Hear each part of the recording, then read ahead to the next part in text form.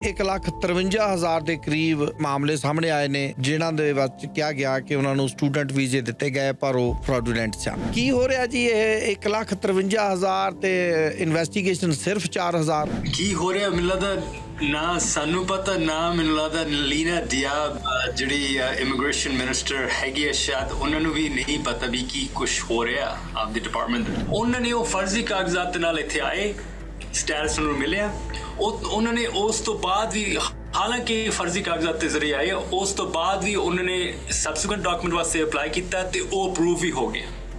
half of those were approved, so 50% of individuals ਜਿਹੜੇ ਇੱਥੇ ਨਹੀਂ ਹੋਣੇ ਚਾਹੀਦੇ ਸੀਗੇ ਉਹਨਾਂ ਨੂੰ ਅੱਗੇ ਅਪਰੂਵਲ ਵੀ ਮਿਲ ਗਈ। ਇਹ ਸਾਫ਼ ਨਜ਼ਰ ਆ ਰਿਹਾ ਵੀ ਆਉਣ ਤੋਂ ਬਾਅਦ ਸਾਡੇ ਕੋਲ ਕੋਈ ਇੰਟੈਗ੍ਰਿਟੀ ਚੈੱਕ ਹੈ ਨਹੀਂ।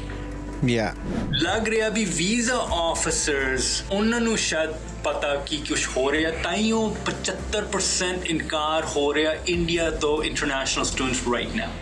ਵਾਹ, ਸ਼ਾਇਦ ਆਫਿਸਰਸ ਨੂੰ ਜ਼ਿਆਦਾ ਪਤਾ ਵੀ ਆਉਣ ਤੋਂ ਬਾਅਦ ਤਾਂ ਕੁਝ ਨਹੀਂ ਹੋਊਗਾ, ਆਪਾਂ ਇੱਥੇ ਰੋਕ ਲਈ।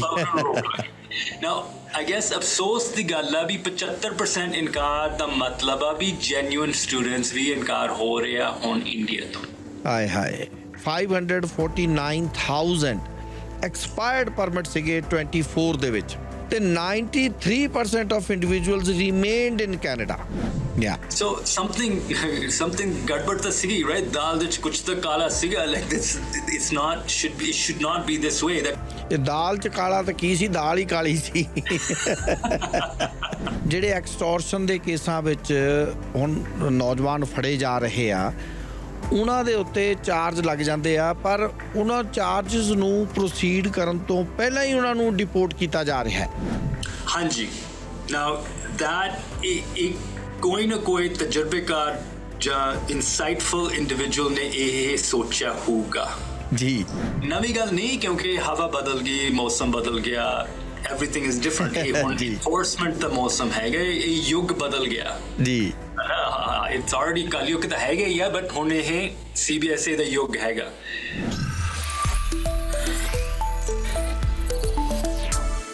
ਪ੍ਰੋਗਰਾਮ ਦੇ ਅੱਜ ਦੇ ਇਸ ਹਿੱਸੇ ਵਿੱਚ ਜਿਵੇਂ ਕਿ ਮੈਂ ਆਪ ਜੀ ਨੂੰ ਬੇਨਤੀ ਕੀਤੀ ਸੀ, ਅਸੀਂ ਅੱਜ ਗੱਲ ਕਰਾਂਗੇ ਇਮੀਗ੍ਰੇਸ਼ਨ ਮਾਮਲਿਆਂ ਦੇ ਮਾਹਿਰ ਵਕੀਲ ਰਾਜ ਸ਼ਰਮਾ ਜੀ ਦੇ ਨਾਲ। ਖਬਰਾਂ ਦੇ ਵਿੱਚ ਵੀ ਤੁਸੀਂ ਸੁਣਿਆ ਕਿ 1,53,000 ਦੇ ਕਰੀਬ ਅਜਿਹੇ ਮਾਮਲੇ ਸਾਹਮਣੇ ਆਏ ਨੇ ਜਿਨ੍ਹਾਂ ਦੇ ਵਿੱਚ ਕਿਹਾ ਗਿਆ ਕਿ ਉਹਨਾਂ ਨੂੰ ਸਟੂਡੈਂਟ ਵੀਜ਼ੇ ਦਿੱਤੇ ਗਏ ਪਰ ਉਹ ਫਰਾਡੂਲੈਂਟ ਸਨ। ਅੱਗੋਂ ਇਨਵੈਸਟੀਗੇਸ਼ਨ ਦਾ ਮਾਮਲਾ 2 ਸਾਲਾਂ ਦੇ ਵਿੱਚ 4,057 ਮਾਮਲੇ ਹੀ ਕੀਤੇ ਜਾ ਸਕੇ। 800 ਤੋਂ ਜ਼ਿਆਦਾ ਵਿਅਕਤੀਆਂ ਨਾਲ ਅਪਰੋਚ ਹੀ ਨਹੀਂ ਕੀਤੀ ਜਾ ਸਕੀ। ਆਖਿਰ ਕੀ ਕੁਝ ਹੋ ਰਿਹਾ ਹੈ? ਬੜੀ ਜ਼ਬਰਦਸਤ ਰਿਪੋਰਟ ਕੱਲ੍ਹ ਆਈ ਹੈ ਆਡੀਟਰ ਜਨਰਲ ਦੀ, ਉਸ ਦੇ ਹਵਾਲੇ ਦੇ ਨਾਲ ਗੱਲਬਾਤ ਕਰਾਂਗੇ। ਰਾਜ ਸ਼ਰਮਾ ਜੀ ਸਾਡੇ ਨਾਲ ਸ਼ਾਮਲ ਨੇ। Raj ji, very good morning, welcome sir. Good morning Nagar ਸਾਹਿਬ, ਬਹੁਤ ਮਿਹਰਬਾਨੀ ਸਮਾਂ ਦੇਣ ਲਈ ਸਰ, ਥੈਂਕ ਯੂ। ਸੋ ਇਹ ਕੀ ਹੋ ਰਿਹਾ ਜੀ? ਇਹ 1,53,000 ਤੇ ਇਨਵੈਸਟੀਗੇਸ਼ਨ ਸਿਰਫ 4,000। ਕੀ ਹੋ ਰਿਹਾ ਮੈਨੂੰ ਲੱਗਦਾ ਨਾ ਸਾਨੂੰ ਪਤਾ ਨਾ ਮੈਨੂੰ ਲੱਗਦਾ ਲੀਨਾ ਦਿਆਬ ਜਿਹੜੀ ਇਮੀਗ੍ਰੇਸ਼ਨ ਮਿਨਿਸਟਰ ਹੈਗੀ ਹੈ ਸ਼ਾਇਦ ਉਹਨਾਂ ਨੂੰ ਵੀ ਨਹੀਂ ਪਤਾ ਵੀ ਕੀ ਕੁਝ ਹੋ ਰਿਹਾ ਆਪਦੇ ਡਿਪਾਰਟਮੈਂਟ ਵਿੱਚ। ਤੁਹਾਨੂੰ ਯਾਦ ਹੋਊਗਾ ਨਾਗਰ ਸਾਹਿਬ, ਕੁਝ ਸਾਲ ਪਹਿਲਾਂ ਅਸੀਂ ਗੱਲ ਕਰ ਰਹੇ ਸੀਗੇ ਇੱਕ ਸਟੂਡੈਂਟਸ ਦੇ ਬਾਰੇ ਜੀ। ਉਸ ਟਾਈਮ ਤੇ ਸਟੂਡੈਂਟਸ ਨੇ ਕਿਹਾ ਵੀ ਉਹ ਫਰਾਡ ਦੇ ਸ਼ਿਕਾਰ ਸੀਗੇ ਜੀ। ਉਹਨਾਂ ਨੂੰ ਨਹੀਂ ਪਤਾ ਸੀਗਾ ਵੀ ਇੱਕ ਬ੍ਰਿਜੇਸ਼ ਮਿਸ਼ਰਾ ਕੁਮਾਰ ਆਦਮੀ ਸੀਗਾ ਜਿਹਨੇ ਉਹ ਕਹਿ ਰਿਹਾ ਵੀ ਉਹਨਾਂ ਨੂੰ ਨਕਲੀ ਲੈਟਰ ਆਫ ਐਕਸੈਪਟੈਂਸ ਫਰਜ਼ੀ ਕਾਗਜ਼ਾਤ ਦੇ ਰਹੇ ਸੀਗੇ। ਉਹਨਾਂ ਨੇ ਪੈਸੇ ਦਿੱਤੇ ਸੀਗੇ, ਜਮ੍ਹਾਂ ਕੀਤੇ ਸੀਗੇ। ਫਿਰ ਇੱਥੇ ਆਉਣ ਤੋਂ ਬਾਅਦ ਇੱਕ ਤਹਿਕੀਕਾਤ ਸੀਗੀ ਤੇ ਇਮੀਗ੍ਰੇਸ਼ਨ ਨੇ ਉਹਨਾਂ ਨੂੰ ਡਿਪੋਰਟ ਕਰਨ ਦੀ ਕੋਸ਼ਿਸ਼ ਕੀਤੀ ਵੀ ਤੁਸੀਂ ਫਰਾਡ ਕੀਤਾ, ਤੁਸੀਂ ਫਰਜ਼ੀ ਕਾਗਜ਼ਾਤ ਦੇ ਜ਼ਰੀਏ ਇੱਥੇ ਆਏ ਸੀਗੇ। ਤੇ ਉਹਨਾਂ ਨੇ ਧਰਨਾ ਕੀਤਾ ਸੀਗਾ ਤੇ ਉਹਨਾਂ ਨੇ ਆਰੋਪ ਦੇ ਬਾਰੇ ਉਹਨੇ ਕਿਹਾ ਵੀ ਇਹ ਜਾਇਜ਼ ਨਹੀਂ ਹੈਗਾ। ਤੇ ਉਸ ਟਾਈਮ ਤੇ TRP ਤੇ ਇਮੀਗ੍ਰੇਸ਼ਨ ਮਿਨਿਸਟਰ ਤੇ ਉਹਨਾਂ ਨੇ ਰੋਕ ਪਾਤੀ ਸੀਗੀ ਜਦ ਤੱਕ ਉਹਨੂੰ ਪਤਾ ਨਹੀਂ ਲੱਗਿਆ ਵੀ ਕੀ ਕੁਝ ਹੋ ਰਿਹਾ ਸੀਗਾ ਜੀ। ਤੁਸੀਂ ਦੇਖ ਸਕਦੇ ਹੋ ਕੁਝ ਸਾਲ ਪਹਿਲਾਂ ਅਸੀਂ ਸਟੂਡੈਂਟਸ ਜਾਂ ਜੋ ਵੀ ਇਹ ਕਹਿ ਰਹੇ ਸੀਗੇ ਉਹਨਾਂ ਨੂੰ ਬੈਨੀਫਿਟ ਆਫ ਦ ਡਾਊਟ ਮਿਲ ਰਿਹਾ ਸੀਗਾ।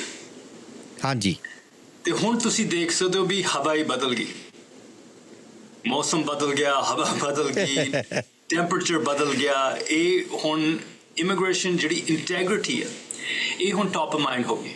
ਤੇ CBSE ਇਨਫੋਰਸਮੈਂਟ ਇੰਟੈਗ੍ਰਿਟੀ ਹੁਣ ਇਹ ਕਾਫੀ ਤਹਿਕੀਕਾਤ ਕਰ ਰਿਹਾ, ਕਾਫੀ ਕੋਸ਼ਿਸ਼ ਕਰ ਰਿਹਾ ਐਨੀਵੇ ਜਿਹੜਾ ਸਿਸਟਮ ਹੈ to bring it back into balance. Now imbalance ਹੋ ਗਿਆ ਸੀਗਾ ਬਿਕਾਜ਼ ਬਹੁਤ ਸਾਰੇ ਤੇ ਜਿਹੜੇ ਸੇਫਗਾਰਡ ਸੀਗੇ, ਗਾਰਡ ਰੇਲ ਸੀਗੇ, ਉਹਨਾਂ ਨੇ ਪਰਵਾਹ ਨਹੀਂ ਕੀਤੀ ਕਿਉਂਕਿ ਲੱਖੋਂ ਇੰਟਰਨੈਸ਼ਨਲ ਸਟੂਡੈਂਟਸ ਆ ਰਹੇ ਸੀਗੇ। ਸੋ ਲੈਟਰ ਆਫ ਐਡਮਿਸ਼ਨ ਉਹ ਫਰਜ਼ੀ ਸੀਗੇ, ਉਹਨਾਂ ਨੇ ਚੈੱਕ ਹੀ ਨਹੀਂ ਕੀਤਾ। ਹੁਣ ਅਸੀਂ LOA ਜਿਹੜਾ ਆਪਾਂ ਕਹਿੰਦੇ ਲੈਟਰ ਆਫ ਐਡਮਿਸ਼ਨ, ਹੁਣ ਉਹ ਇਸ਼ੂਡ ਤੇ ਇਲੈਕਟ੍ਰੋਨਿਕਲੀ ਵੈਰੀਫਿਕੇਸ਼ਨ ਹੋ ਸਕਦਾ। ਸੋ ਹੁਣ ਫੋਰ ਐਗਜ਼ਾਮਪਲ 94% ਉਹ ਜੈਨੂਇਨ ਸੀਗੇ, ਫਿਰ ਵੀ ਇੱਕ ਅੱਧਾ ਫਰਾਡ ਨਿਕਲ ਜਾਂਦਾ ਜਿਹੜਾ ਆਪਾਂ ਰਿਪੋਰਟ 'ਚ ਪੜ੍ਹ ਰਹੇ ਹਾਂ। ਬਟ ਲੈਟਰ ਉਸ ਪਹਿਲੀ ਤਹਿਕੀਕਾਤ ਜਿਹੜੇ ਆਪਾਂ ਗੱਲਬਾਤ ਕਰ ਰਹੇ ਸੀਗੇ, ਜਿਹੜੇ ਸਟੂਡੈਂਟਸ ਕਹਿੰਦੇ ਸੀਗੇ, ਉਹ ਕਹਿੰਦੇ ਸੀਗੇ ਅਸੀਂ ਸ਼ਿਕਾਰ ਆ ਫਰਾਡ ਦੇ ਸ਼ਿਕਾਰ ਸੀਗੇ, ਅਸੀਂ ਫਰਾਡ ਦੇ ਸ਼ਾਮਲ ਨਹੀਂ ਸੀਗੇ ਤੇ ਉਹ ਲੈਟਰ ਆਫ ਐਡਮਿਸ਼ਨ ਸਾਨੂੰ ਨਹੀਂ ਪਤਾ ਸੀਗਾ ਵੀ ਫਰਜ਼ੀ ਆ। ਹੁਣ ਆਫਕੋਰਸ ਉੱਥੇ ਕੁਝ ਤਬਦੀਲੀ ਆ ਚੁੱਕੀ ਹੈ।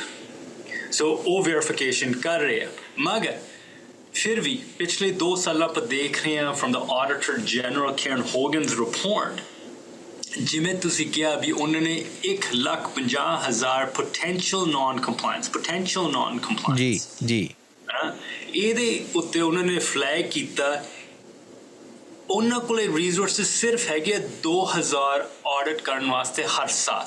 ਸੋ ਉਹਨਾਂ ਨੇ ਕਰੀਬ 4,000 ਇਨਵੈਸਟੀਗੇਸ਼ਨਸ ਕਰਤੇ। 4,000 ਦੇ 40% ਸਟੂਡੈਂਟ ਨੇ ਜਵਾਬ ਨਹੀਂ ਦਿੱਤਾ, ਉਹਨਾਂ ਨੇ ਇਨਵੈਸਟੀਗੇਸ਼ਨ ਉੱਥੇ ਰੋਕਤੀ। ਨਾਓ 50 ਕੇਸ ਫਿਰ ਉਹਨਾਂ ਨੇ ਫਰਦਰ ਦੇਖਿਆ, ਉਹਨਾਂ ਨੂੰ ਉਹ ਦੇਖਿਆ ਠੀਕ ਹੈ, ਉਹ ਫਰਦਰ ਫੋਲੋ ਅਪ 800 ਅਪਰੂਵਡ ਜਿਹੜੇ 2018 ਤੋਂ ਲੈ ਕੇ 2023 ਤੱਕ ਉਹਨਾਂ ਦੇ ਵਿੱਚ ਫਰਜ਼ੀ ਕਾਗਜ਼ਾਤ ਸੀਗੇ, ਉਹਨਾਂ ਨੇ ਫਿਰ ਵੀ ਅਪਰੂਵ ਕਰਤਾ। ਉਹਨਾਂ ਨੇ ਉਹ ਫਰਜ਼ੀ ਕਾਗਜ਼ਾਤ ਨਾਲ ਇੱਥੇ ਆਏ, ਸਟੈਟਸ ਨੂੰ ਮਿਲਿਆ, ਉਹਨਾਂ ਨੇ ਉਸ ਤੋਂ ਬਾਅਦ ਵੀ ਹਾਲਾਂਕਿ ਫਰਜ਼ੀ ਕਾਗਜ਼ਾਤ ਦੇ ਜ਼ਰੀਏ ਆਏ, ਉਸ ਤੋਂ ਬਾਅਦ ਵੀ ਉਹਨਾਂ ਨੇ ਸਬਸੀਕੁਐਂਟ ਡਾਕੂਮੈਂਟ ਵਾਸਤੇ ਅਪਲਾਈ ਕੀਤਾ ਤੇ ਉਹ ਅਪਰੂਵ ਵੀ ਹੋ ਗਿਆ। half of those were approved. So 50% of individuals ਜਿਹੜੇ ਇੱਥੇ ਨਹੀਂ ਹੋਣੇ ਚਾਹੀਦੇ ਸੀਗੇ, ਉਹਨਾਂ ਨੂੰ ਅੱਗੇ ਅਪਰੂਵਲ ਵੀ ਮਿਲ ਗਈ। So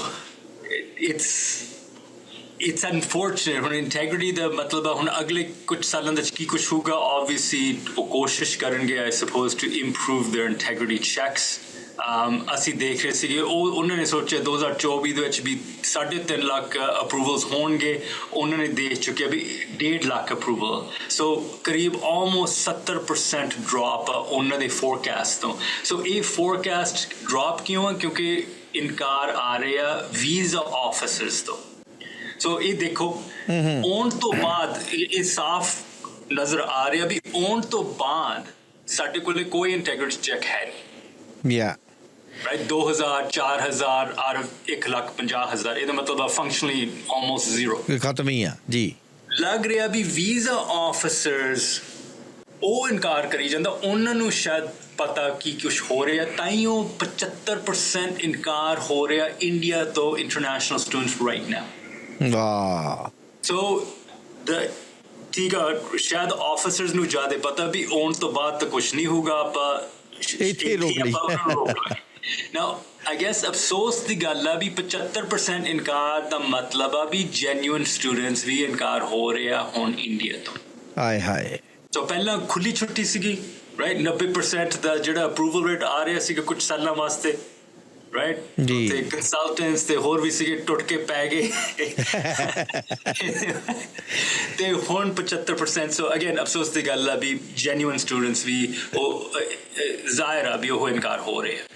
ਅੱਛਾ, ਇੱਕ ਹੋਰ ਜਿਹੜੀ ਰਾਜੀ ਇਸ ਰਿਪੋਰਟ ਦੇ ਵਿੱਚ ਆਇਆ ਕਿ 549,000 ਐਕਸਪਾਇਰਡ ਪਰਮਿਟ ਸੀਗੇ 24 ਦੇ ਵਿੱਚ। 549,000 ਤੇ 93% of individuals remained in Canada. ਇਹਨੂੰ ਕਿਵੇਂ ਆਪਾਂ ਪੜ੍ਹਦੇ ਹਾਂ? It's not the full story. So again, ਇਹ ਆਡੀਟਰ ਜਨਰਲ ਜਿਹਨੂੰ ਇਹਨਾਂ ਨੂੰ ਥੋੜੀ ਜਿਹੀ ਜ਼ਿਆਦਾ ਤਫਸੀਲ ਜ਼ਰੂਰੀ ਹੈ ਦੱਸਣ ਵਾਸਤੇ ਵੀ ਆ ਜਿਹੜੇ ਕਰੀਬ 5.5 ਲੱਖ ਸਟੱਡੀ ਪਰਮਿਟਸ ਜਿਹੜੇ ਐਕਸਪਾਇਰ ਹੋ ਰਹੇ ਸੀਗੇ, ਹੁਣ ਜਿਹੜੇ ਸਟੱਡੀ ਪਰਮਿਟਸ ਐਕਸਪਾਇਰ ਹੋ ਰਿਹਾ ਕੁਝ ਪਰਸੈਂਟੇਜ, ਕਾਫੀ ਵੱਧ ਦੇ ਜਿਹੜੇ ਪਰਸੈਂਟੇਜ ਆ ਉਹਨਾਂ ਨੂੰ ਪੋਸਟ ਗ੍ਰੈਡ ਵਰਕ ਪਰਮਿਟ ਸ਼ਾਇਦ ਉਹ ਐਲੀਜੀਬਲ। ਸੋ ਜੇ ਉਹਨਾਂ ਨੇ ਪ੍ਰੋਗਰਾਮ ਪੂਰਾ ਕਰਤਾ ਫਿਰ ਉਹਨਾਂ ਨੂੰ ਇਹ ਸਹੂਲਤ ਹੈਗੀ ਆ ਪੋਸਟ ਗ੍ਰੈਡ ਵਰਕ ਪਰਮਿਟ ਲੈਣ ਵਾਸਤੇ ਤੇ post grad work permit approval rate ਕਾਫੀ ਹਾਈ ਹੈ ਸੋ ਫੋਰ ਐਗਜ਼ਾਮਪਲ ਇਹਦੇ ਚ ਕੋਈ ਖਾਸ ਇੱਕ ਇਹਦਾ ਪਰਸੈਂਟੇਜ 5.5 ਲੱਖ ਦੇ ਵਿੱਚ ਕਿੰਨੇ ਕੁ ਬੰਦੇ ਪੋਸਟ ਗ੍ਰੈਡ ਵਰਕ ਪਰਮਿਟ ਦੇ ਉੱਤੇ ਗਏ ਇਹ ਪਤਾ ਕਰਨਾ ਚਾਹੀਦਾ ਨਹੀਂ ਤਾਂ the number does look surprising but you have to understand we post grad work permit ਦਾ ਕੀ ਹਿੱਸਾ ਹੈਗਾ ਦੂਸਰੀ ਗੱਲ ਹੈ ਇਹਨਾਂ post grad work permit okay ਕੁਝ ਲੋਕ ਉਹਨਾਂ ਨੇ ਵਿਆਹ ਕਰ ਲਿਆ ਹੋਗਾ ਉਹ ਵੀ ਸਹੂਲਤ ਹੈਗੀ ਉਹ ਵੀ ਉਹ ਕਰ ਸਕਦੇ ਉਹ ਵੀ ਕਾਨੂੰਨਨ ਤੌਰ ਤੇ ਰਹਿਣ ਦੀ ਇਜਾਜ਼ਤ ਹੈਗਾ ਜੀ ਕੁਝ ਲੋਕਾਂ ਨੂੰ LMI ਮਿਲ ਗਈ ਸੀ ਤੇ ਉਹਨਾਂ ਨੇ closed work permit ਲੈ ਲਿਆ ਹੋਗਾ ਕੁਝ ਬੰਦੇ ਨੇ ਰੈਫਿਊਜੀ ਕਲੇਮ ਵੀ ਕੀਤੀ ਹੋਗੀ ਸੋ ਇਹ ਵੀ ਪਤਾ ਕਰਨਾ ਚਾਹੀਦਾ ਵੀ ਕਿੰਨੇ ਕੁ ਰੈਫਿਊਜੀ ਕਲੇਮ ਉਹਨਾਂ ਨੇ ਇੱਕ ਨੰਬਰ ਦੇ ਵਿੱਚ ਕਿੰਨੇ ਕੁ ਰੈਫਿਊਜੀ ਕਲੇਮ ਕੀਤੇ ਸੀਗੇ 5.5 ਲੱਖ ਤੋਂ ਉਹ ਕਹਿ ਰਿਹਾ ਵੀ ਕਰੀਬ 40,000 ਕੈਨੇਡਾ ਨੂੰ ਜਾਣਾ ਛੱਡਣਾ ਪੈਣਾ ਸੀ ਜੀ ਤੇ ਇਸ ਤੋਂ ਸਿਰਫ 40,000 ਗਏ 16,000 ਅਸਲ ਵਿੱਚ ਰਵਾਨਾ ਹੋ ਗਏ ਥੇ So that's the number out of the 550,000. So we have ਇੱਥੇ ਥੋੜਾ ਜਿਹਾ ਜ਼ਿਆਦਾ ਬ੍ਰੇਕਡਾਊਨ ਜ਼ਰੂਰੀ ਹੈ ਰਿਪੋਰਟ ਜੀ ਤੇ ਹੁਣ ਜਿਹੜੀ ਇਹ ਸਿਚੁਏਸ਼ਨ ਹੈ ਸਟੂਡੈਂਟਸ ਵਾਲੀ ਇਹਦੇ ਵਿੱਚ ਕੋਈ ਇੰਪਰੂਵਮੈਂਟ ਦੇ ਆਸਾਰ ਹੈਗੇ ਆ ਕੋਈ ਪੋਸੀਬਿਲਿਟੀਜ਼ ਹੈਗੀਆਂ ਕਿ ਸਿਚੁਏਸ਼ਨ ਇੰਪਰੂਵ ਹੋਏਗੀ ਇਹਦੇ ਵਿੱਚ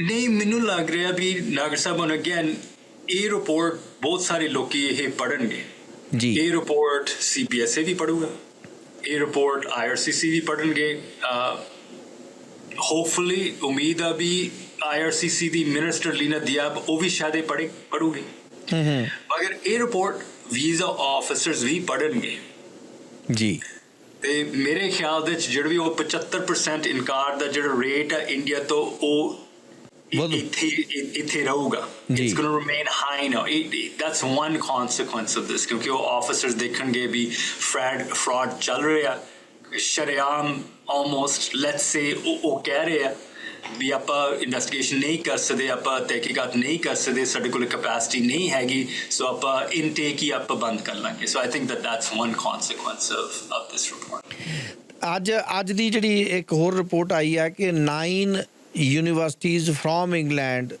ਉਹਨਾਂ ਨੇ ਲੈਂਡ ਕੀਤਾ ਦਿੱਲੀ ਦੇ ਵਿੱਚ ਤੇ ਉੱਥੇ ਉਹ ਬਿਗ ਟਾਈਮ ਤੇ ਉਹ ਸਟੂਡੈਂਟਸ ਲੈਣ ਵਾਸਤੇ ਉੱਥੇ ਪਹੁੰਚ ਗਏ ਆ ਉਹ ਕਹਿੰਦੇ ਕਿ ਕੈਨੇਡਾ ਨੇ ਡੋਰਸ ਕਲੋਜ਼ ਕਰ ਦਿੱਤੇ ਆ now we are open for you ਇਹ ਜੇ ਇਸ ਤਰ੍ਹਾਂ ਹੋ ਜਾਂਦਾ ਹੈ ਤੇ ਫਿਰ ਸਾਨੂੰ ਫਾਈਨੈਂਸ਼ੀਅਲ ਲਾਸ ਤਾਂ ਹੈਗਾ ਹੀ ਆ ਕੈਨੇਡਾ ਨੂੰ I'm not sure Nagar Sahib I think again ਜਦੋਂ ਵੀ ਤੁਸੀਂ ਬਾਹਰ ਦੇ ਮੁਲਕ ਜਾਂਦੇ ਹੋ ਪੜ੍ਹਨ ਵਾਸਤੇ ਤੇ ਇੰਨਾ ਖਰਚਾ ਤੁਸੀਂ ਸਿਰ ਤੇ ਲੈਂਦੇ ਹੋ ਤੁਸੀਂ ਇਹ ਵੀ ਦੇਖੋਗੇ ਵੀ ਰਹਿਣ ਦੀ ਕੋਈ ਸਹੂਲਤ ਹੈਗੀ ਕਿ ਨਹੀਂ ਤੇ ਸਾਨੂੰ ਪਤਾ ਵੀ ਇੰਗਲੈਂਡ ਵਿੱਚ ਇਹੋ ਜਿਹੀ ਤਾਂ ਕੋਈ ਸਹੂਲਤ ਹੈ ਨਹੀਂ I think the reality is that ਜਿਹੜੇ ਸਾਨੂੰ ਕਨਸੈਂਟਰੇਟ ਕਰਨਾ ਚਾਹੀਦਾ ਹਾਈ ਹਿਊਮਨ ਕੈਪੀਟਲ ਸੋ ਜਿਹੜੇ PhD level masters level STEM ਦੇ ਜਿਹੜੇ ਫੀਲਡ ਵਿੱਚ ਹੈਗੇ ਆ ਤੇ ਜਿਹੜੇ ਯੂਨੀਵਰਸਿਟੀ ਆਫ ਵਾਟਰਲੂ ਜਾਂ ਇਹੋ ਜਿਹੀ ਯੂਨੀਵਰਸਿਟੀ ਵਿੱਚ ਕਾਬਲ ਹੈਗੇ ਆ ਲੋਕੀ ਜਾਣ ਵਾਸਤੇ ਉੱਥੇ ਸਾਨੂੰ ਫੋਕਸ ਹੋਣਾ ਚਾਹੀਦਾ ਸਾਡਾ ਫੋਕਸ ਗਲਤ ਸੀਗਾ ਹੁਣ ਆਪਾਂ ਕਾਨਸਟੋਗਾ ਕਾਲਜ ਕੋਈ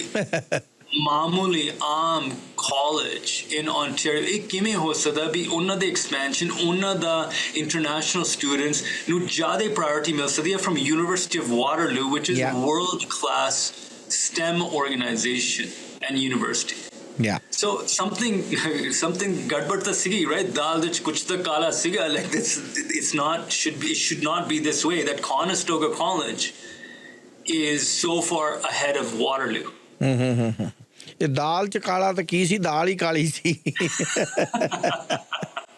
ਅੱਛਾ ਰਾਜੀ ਇੱਕ ਹੋਰ ਕੇਸ ਆਇਆ ਕਾਫੀ ਚਰਚਾ ਦੇ ਵਿੱਚ ਆਇਆ ਜਿੱਥੇ ਮੌਂਟਰੀਆਲ ਦੇ ਇੱਕ ਫਾਦਰ ਐਂਡ ਸਨ ਨੂੰ ਟੈਂਪਰੇਰੀਲੀ ਉਹਨਾਂ ਦੀ ਡਿਪੋਰਟੇਸ਼ਨ ਰੋਕ ਦਿੱਤੀ ਗਈ ਹੈ ਇਹ ਕੇਸ ਕੀ ਹੈ ਤੇ ਕੀ ਹੋ ਰਿਹਾ ਇਹਦੇ ਵਿੱਚ ਪਹਿਲੀ ਗੱਲ ਇਹ ਤਾਂ ਬਹੁਤ ਵਧੀਆ ਡਿਸੀਜਨ ਹੈ CBSE ਮਿਨਿਸਟਰ ਗੈਰੀ ਆਨੰਦ ਸੰਗਰੀ ਹੁਣ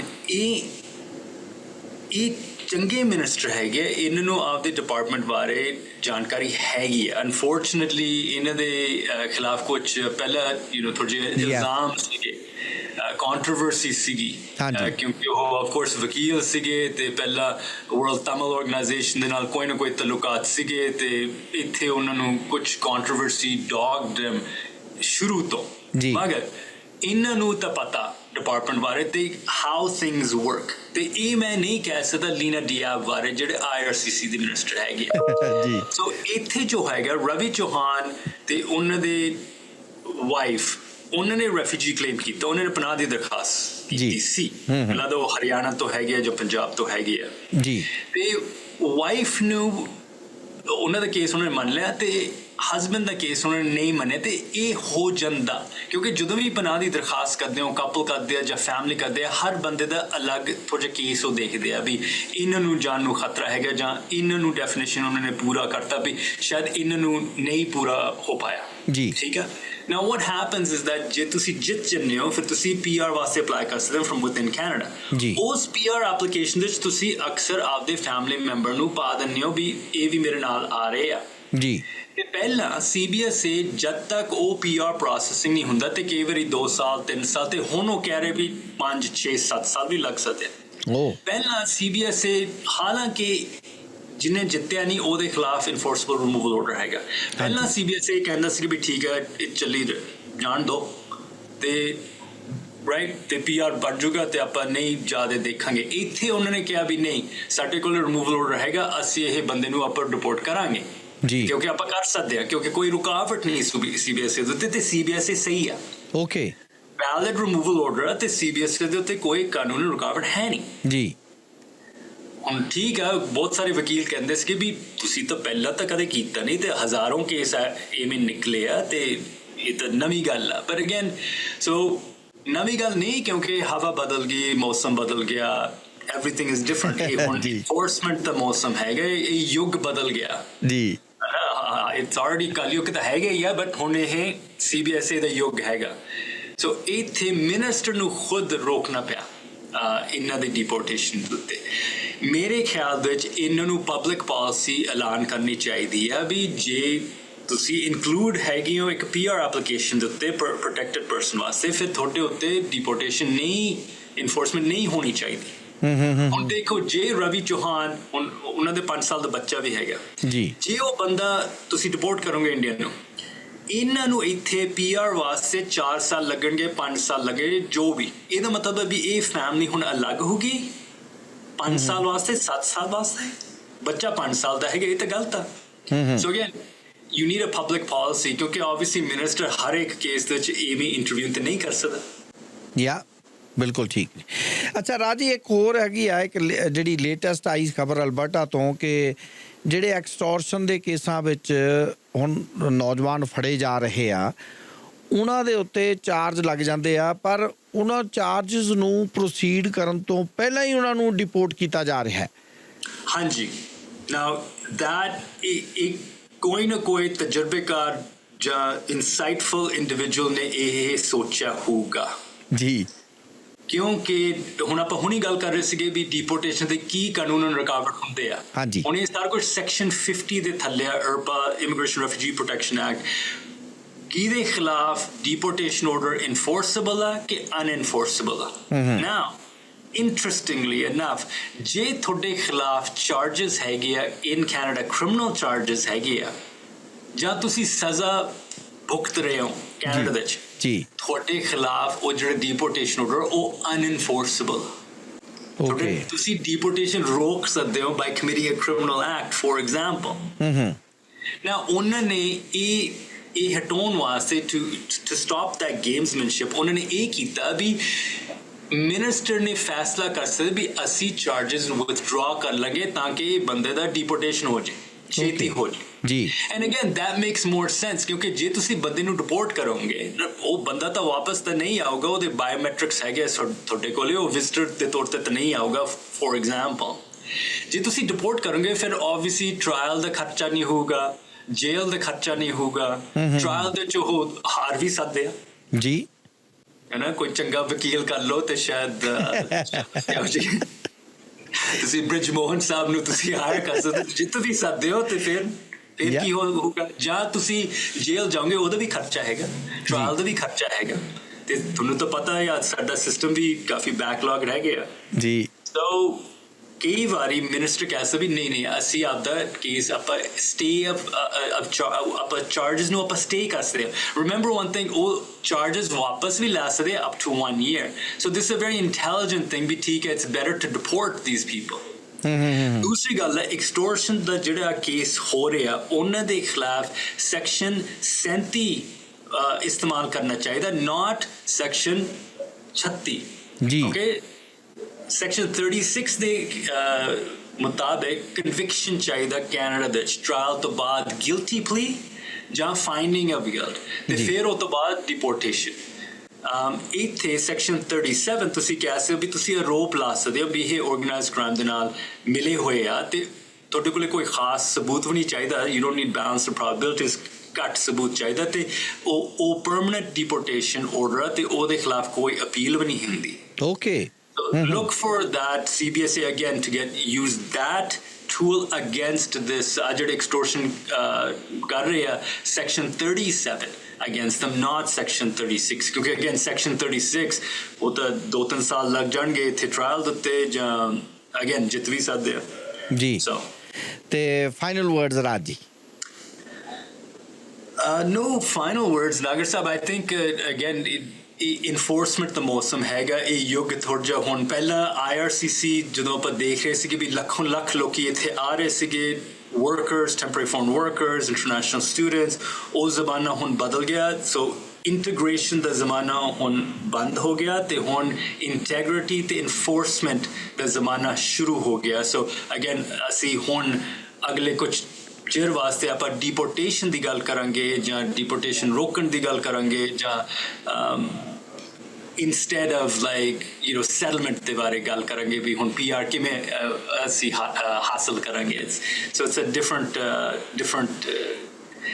time now ਅੱਛਾ ਇੱਕ piece of advice for those ਜਿਹੜੇ ਬਾਹਰਲੇ ਮੁਲਕਾਂ ਤੋਂ ਇੰਡੀਆ ਤੋਂ ਪਾਕਿਸਤਾਨ ਤੋਂ ਕੈਨੇਡਾ ਵਿੱਚ ਪੜ੍ਹਨ ਲਈ ਆਉਣਾ ਚਾਹੁੰਦੇ ਨੇ ਉਹਨਾਂ ਲਈ ਕੋਈ piece of advice I think you go back to Socrates. I think 3000 ਸਾਲ ਪਹਿਲਾਂ ਨਗਰ ਸਾਹਿਬ I think know thyself. ਜੇ ਤੁਸੀਂ ਵਾਕਈ ਜੇ ਤੁਸੀਂ ਚੰਗੇ ਸਟੂਡੈਂਟਸ ਹੈਗੇ ਹੋ ਜੇ ਤੁਸੀਂ ਇਹੋ ਜਿਹਾ ਟੈਲੈਂਟ ਹੈਗੇ ਤੁਹਾਡੇ ਵਿੱਚ I mean I think don't waste your parents' money. ਤੁਸੀਂ ਆਪਦੇ ਮਾਪਿਆਂ ਦੇ ਪੈਸੇ ਨਾ ਜ਼ਾਇਆ ਕਰੋ ਜੇ ਤੁਸੀਂ ਸੀਰੀਅਸ ਨਹੀਂ ਹੈਗੇ ਜਾਂ ਤੁਸੀਂ again if you're a talented individual scope ਹੈਗਾ ਤੇ ਜੇ ਤੁਸੀਂ ਨਹੀਂ ਹੈਗੇ and again obviously education system India ਦੇ ਵਿੱਚ ਜਾਂ ਹੋਰ ਵੀ ਮੁਲਕਾਂ ਦੇ ਵਿੱਚ ਲੋਕਲ ਸਿਸਟਮ ਵੀ ਹੈਗਾ ਬਟ ਜੇ ਤੁਸੀਂ ਟਰੂਲੀ ਇਹੋ ਜਿਹੇ ਕਾਬਲੀਅਤ ਹੈਗੀ ਫਿਰ ਤਾਂ ਤੁਹਾਨੂੰ ਸੋਚਣਾ ਚਾਹੀਦਾ ਤੇ ਹੁਣ ਵੀ ਸਕੋਪ ਹੈਗਾ ਕੈਨੇਡਾ ਦੇ ਵਿੱਚ ਵੀ ਤੇ again even in England even in the US for those individuals at that STEM level ਜਿਹੜੇ ਯੂਨੀਵਰਸਿਟੀ ਲੈਵਲ ਤੱਕ ਉਹ ਪੜ੍ਹ ਸਕਦੇ ਆ but again those days of the public colleges ਤੇ navigating that towards PR ਕਾਫੀ ਮੁਸ਼ਕਿਲ ਹੈ ਤੇ ਕਾਫੀ ਮੁਸ਼ਕਿਲ ਰਹੂਗਾ ਕੁਝ ਸਾਲਾਂ ਵਾਸਤੇ ਬਹੁਤ ਮਿਹਰਬਾਨੀ ਰਾਜ ਜੀ ਬਹੁਤ ਸ਼ੁਕਰੀਆ thank you very much for joining us thank you Nagar ਸਾਹਿਬ ਥੈਂਕ ਯੂ ਜੀ